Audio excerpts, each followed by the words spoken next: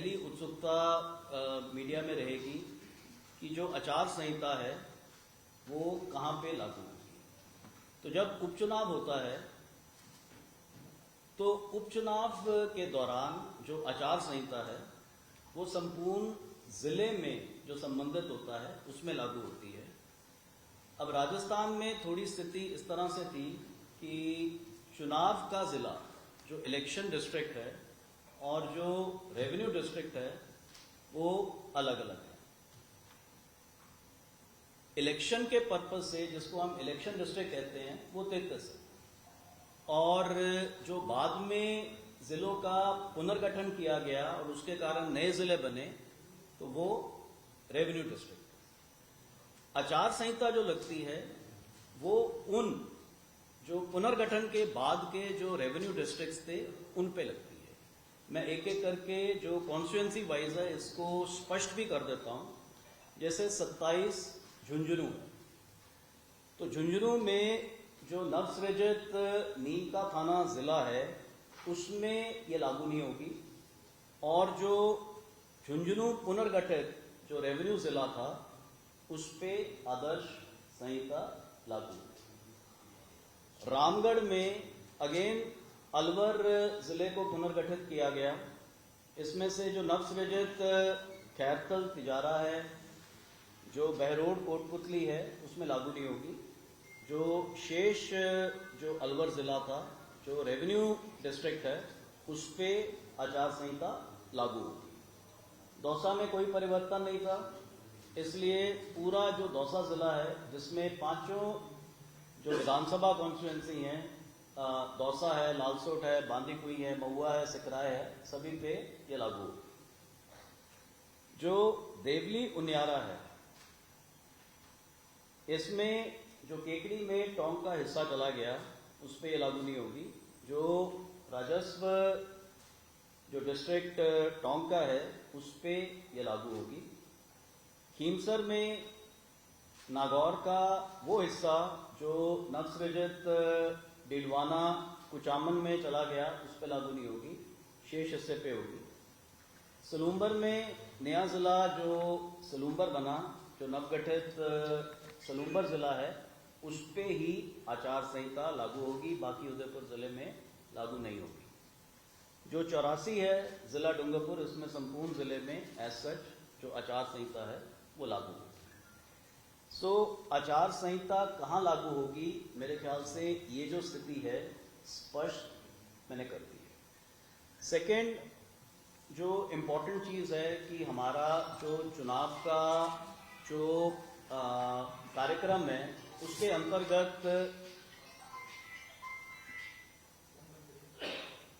अंतर्गत जो नोटिफिकेशन है जिसको अधिसूचना कहते हैं, तो अधिसूचना हमारी इन उपचुनाव के संबंध में 18 अक्टूबर को जारी होगी, और उसी के साथ फिर जो नॉमिनेशंस फाइल करने का जो प्रोसेस है वो स्टार्ट हो जाएगा। नॉमिनेशंस फाइल करने की जो अंतिम तारीख है वो 25 अक्टूबर है, और 3 बजे तक ये जो प्रक्रिया है ये समाप्त हो जाएगी। जो स्क्रूटनी है जिसको समीक्षा कहते हैं वो 28 अक्टूबर को संपादित की जाएगी। ये जो सारा प्रोसेस होता है नॉमिनेशन पेपर्स फाइल कराने का, इनकी स्क्रूटनी करने का,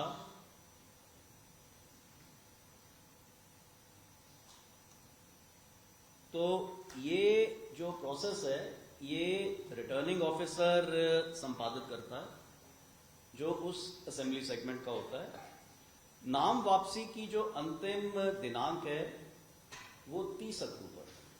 सो दिवाली से जस्ट पहले तक जो नाम वापसी है वो करवाई जा सकती है।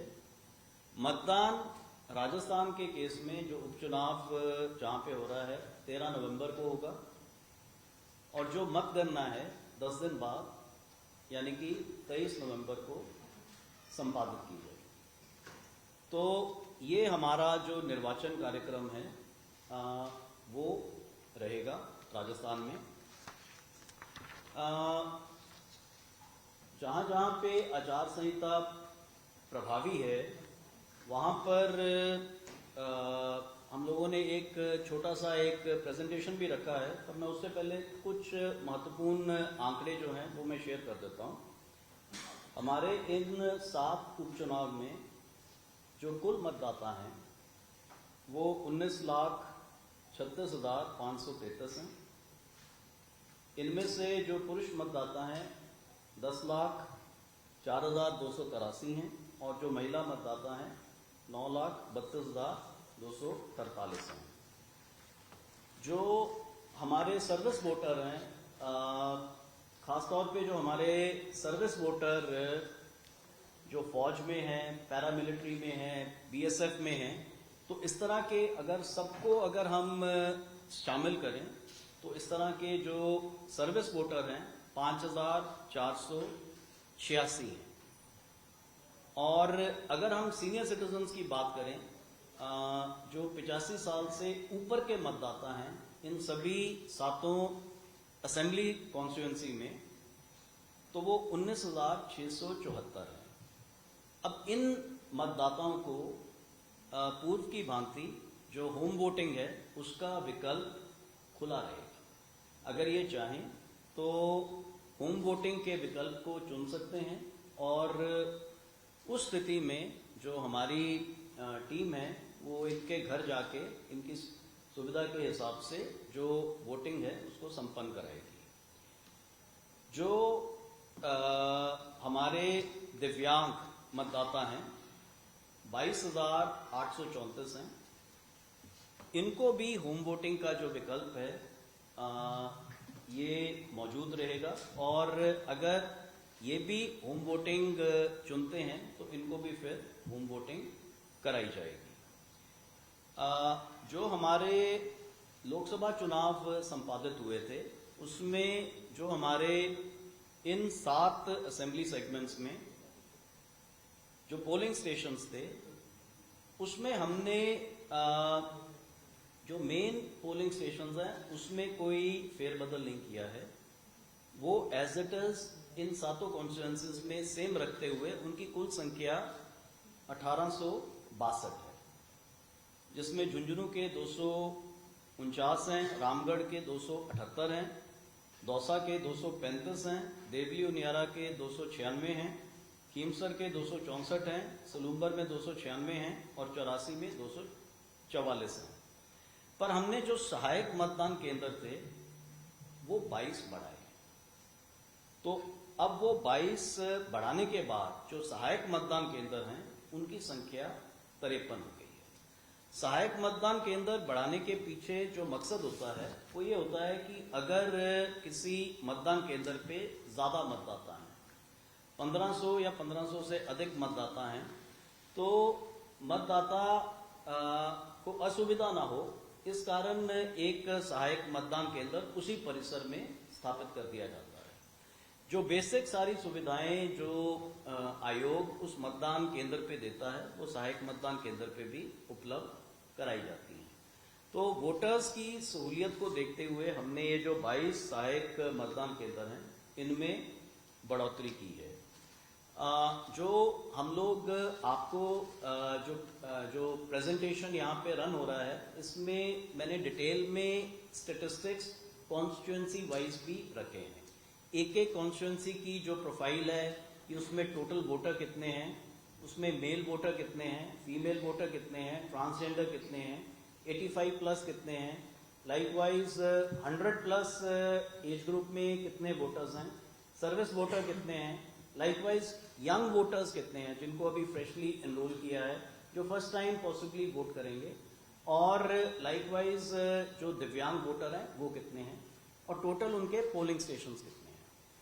तो ये हम हार्ड कॉपी और सॉफ्ट कॉपी आपको प्रोवाइड कर देंगे। इससे आप लोगों को जो रेलिवेंट इंफॉर्मेशन है वो सारी मुहैया हो जाएगी। आप लोग अगर किसी तरह का कोई मेरे हिसाब से अगर कोई किसी तरह की कोई बात पूछना चाहें किसी भी चीज़ को लेके तो स्वतंत्र हैं। मेरे हिसाब से जो बेसिक इंफॉर्मेशन थी वो हम लोगों ने प्रोवाइड कर दी है और हमारा ये प्रयास रहेगा कि सभी जो असेंबली सेगमेंट्स हैं उनमें हम लोगों ने बाई इलेक्शन से पहले मेरे स्तर पे हम लोगों ने सभी जो कलेक्टर्स हैं जो इसमें रेलिवेंट हैं, सभी रिटर्निंग ऑफिसर्स हैं, उनको प्रशिक्षण भी दिया है। जो सुरक्षा के इंतजामात हैं उसके लिए भी जो प्रारंभिक आंकलन है वो कर लिया है। सभी डिस्ट्रिक्ट्स में जहाँ पे ये उपचुनाव संपादित होने हैं वहाँ पे जो भी दिशा निर्देश हम लोगों को जारी करने थे वो हमने जारी कर दिए हैं।